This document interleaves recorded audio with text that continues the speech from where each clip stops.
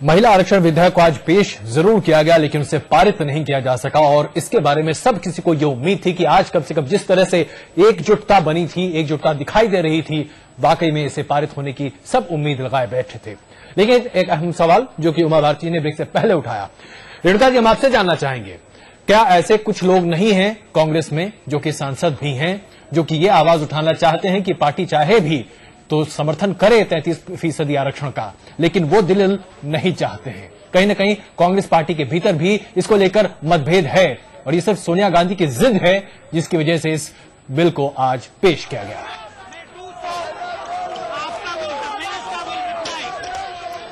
रेणुका जी, आप शायद नहीं सुन पाई हो हमारी आवाज, शायद कुछ तकनीकी दिक्कत हो, हम सवाल दोबारा आपसे पूछना चाहेंगे।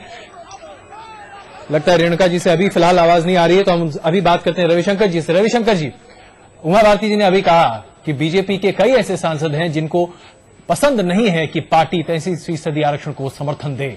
ये आवाज आपके भीतर भी काफी बुलंद है। आपने कहा कि लोकतंत्र, थोड़ा सा करेक्ट करना पड़ेगा। मैंने ये कहा कि बिल का जो मौजूदा स्वरूप उसके, चलिए, तो मौजूदा स्वरूप भी पसंद नहीं है, तो इस पर आपके भीतर चर्चा हो रही है, कहीं ना कहीं ये बात आप लोग जानते हैं, समझते हैं इसको। देखिए, पहले आप एक बात जान लीजिए, मैं उमा जी का बहुत सम्मान करता हूं, हम उनके साथ मंत्री रह चुका हूं, वो जनता एवं मोर्चा की नहीं राष्ट्रीय अध्यक्षा थी जब मैं राष्ट्रीय उपाध्यक्ष था। मैं उनका सम्मान करता हूं। अगर मुझे मालूम होता कि आप मुझसे उनसे बहस कराएंगे तो मैं सोचता कि मैं आऊं कि नहीं आऊं, पहली बात। इसलिए आप कृपा करके मेरी बात उनसे ना कराइए। हाँ, हमारे यहां कुछ लोगों के विचार हो सकते हैं, हम एक लोकतांत्रिक पार्टियां हैं, मतभिन्नता हो सकती है, लेकिन एक बार जब एक निर्णय हो जाता है जो 94 में बड़ौदा में हो गया, तो पार्टी ने महिला सशक्तिकरण के व्यापक विकासात्मक चिंतन के आधार पर इसे स्वीकार किया है। जो रामकृपाल जी ने बात की है, मैं एक बात कहना चाहता हूं, बिहार में लगभग 23 महिला विधायिका हैं, जहां तक मेरा स्मरण है, उसमें 16 या 17 पिछड़ी जातियां की हैं।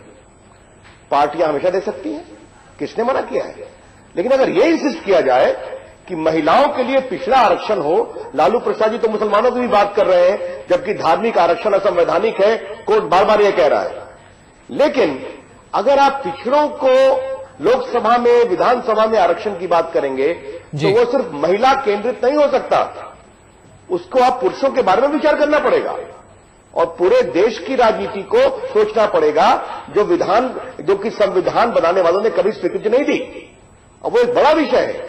लेकिन आज मैं कहता हूं, आरक्षण होगा तो ये पूरा अवसर मिलेगा कि पार्टियां पिछड़ी जाति की महिलाओं को टिकट दें। आज बिहार में नीतीश कुमार की सरकार ने 50% रिजर्वेशन किया है, मुखिया में तो कितना, लेकिन जेडीयू के भीतर ही मतभेद है। रविशंकर जी, जेडीयू के बीच में ही मतभेद है। हम आपसे भी इस पर चर्चा करते रहेंगे, लेकिन रेणुका जी इस वक्त हमारे साथ है। रेणुका जी, एक अहम सवाल यहां पर यह है, बीजेपी मानती है कि कहीं ना कहीं उनके पार्टी के कुछ लोग ऐसे हैं जो शायद मत अलग रख सकते हैं, लेकिन चूंकि इस पार्टी फैसला कर चुकी है इसलिए सब एक मत है, विप जारी हो चुका है। क्या आपकी पार्टी में भी विप की वजह से और सोनिया गांधी की जिद की वजह से लोग इस बिल को समर्थन दे रहे हैं? लगता है तकनीकी दिक्कत अभी भी है। चलिए रामकृपाल जी, आप जवाब दे सकते हैं, क्योंकि रविशंकर जी ने काफी अहम मसले उठा दिए और आपको भी कहीं ना कहीं घर में खड़ा कर दिया कि आपकी राजनीति दरअसल सिर्फ राजनीति के लिए है, कोई लार्जर मकसद नहीं है उसका।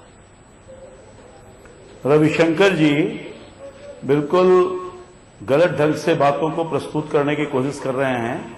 एक करोड़ों लोगों के भावनाओं के विपरीत इनकी मानसिकता है और पिछड़े लोगों को कितना इन्होंने आदर किया है। अभी बता रहे थे बहन उमा भारती जी के बारे में, दूध में मक्खी की तरह निकाल के फेंक दिया। ये पिछड़ा लीडरशिप था उमा भारती के माध्यम से, वो टॉयलेट नहीं कर सके ये लोग। तो ये है इनकी मानसिकता जिसको दर्शाते हैं।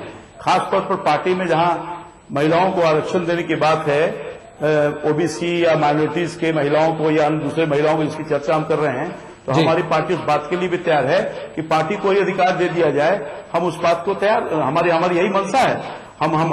हम इस नीति के समर्थक हैं कि पार्टी को ही ये ऑथराइज कर दिया जाए कि 33% आरक्षण मिले, उसमें कोटा निर्धारित किया जाए, तो हम उस पर भी तैयार हैं। हम तो चाहते हैं कि जो गरीब तबके के लोग हैं, जो पिछड़े वर्ग के लोग हैं, जो दलित वर्ग हैं, जो अकलियत, रविशंकर जी ने संवैधानिक बात उठाई है, क्या इतनी बड़ी आबादी मुसलमानों की जो है, क्या उनका प्रतिनिधित्व सत्ता में नहीं जाएगा? क्या उनके हक और अधिकार को रामगोपाल जी मैं आपको रोकूंगा इस बार, आप नहीं जुड़ सकते हैं। रामगोपाल जी एक बार रुकिए, अब मैं आपसे सवाल पूछना चाहूंगा, रुकिए जरा, थोड़ा बोलने दीजिए। मैं आपसे सवाल पूछना चाहता हूं, या मुसलमान हो या अपने भाई दूसरे लोग हों, आपकी पार्टी के नेता उन लोगों को टिकट क्यों नहीं देते?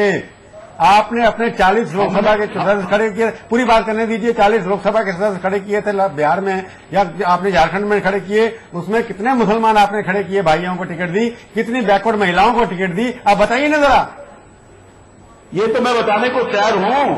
हाँ बताइए। बहुत सम्मान मैं करता हूँ। ये हमने पिछली बार 6 महिलाओं को दिया था, 40 में से मुसलमानों को देते रहे। कितनी मुसलमान महिलाओं को दिया आपने? कितनी मुसलमान महिलाओं को दिया बिहार में? कितनी मुसलमान महिलाओं को दिया आपने टिकट? सिवान में दिया था एक मुसलमान महिला को, 6 में एक मुसलमान महिला को दिया था। एक नहीं, 40 में से 40 टिकट आपने बांटी, 40 में से एक मुसलमान है ना। हमारा अलायंस था, अलायंस में हम कम सीट पर लड़े हैं, शायद आपको स्मरण होगा। दोनों ही आप विरोध कर रहे हैं ना, अलायंस एलजेपी और आप दोनों इकट्ठे थे, दोनों ने मिलकर के मुसलमान एक महिला को खड़ा किया या 2 को खड़ा किया होगा।